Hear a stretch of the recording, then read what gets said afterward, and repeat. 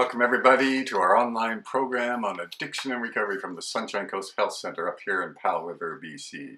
And we've been talking about the elements that go into making up this idea that Viktor Frankl had of tragic optimism. And tragic optimism is important for anyone who has suffered horribly. And we know people who have addictions have all been to hell, no question about that. And so the idea of tragic optimism was, how could you find optimism? How could you have hope for the future when you have all this suffering going on? And even a lot of people who have cleaned up, it's not like the world just got better. I mean, many of them have some legal issues they got to deal with. Many of them have health issues. Many of them have family problems or job problems. It's not that life is all the problems have gone away, have been eliminated.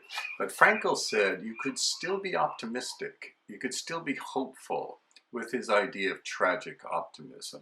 And this is very important because a lot of people, if you go to the self-help bookstore, a lot of the books there will say, oh, well, you have to be happy and you have to be living comfortably, and you can be optimistic about your future if you eliminate, the problems in your life.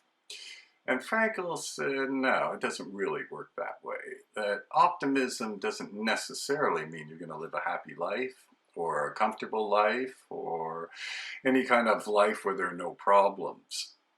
Tragic optimism says that the way to get rid of suffering is not by eliminating it, but by rising above it. That's why he was so concerned about what he called the tragic triad of suffering, guilt, and death. That it wasn't that you could eliminate this. And he understood that quite profoundly. And as a lot of people have said, if you're going to live, you're going to suffer. It's just the nature of life.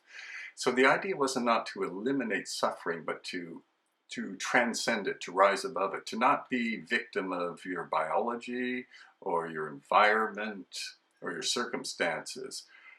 And the idea of tragic optimism is precisely about that, to be optimistic about the future by taking the suffering and transforming it into a way that you could grow, into a way that you could be true to yourself, and by transforming it in a way that it would give you a spark to wake up and say, oh my goodness, I mean, life can be beautiful, and to make choices for that.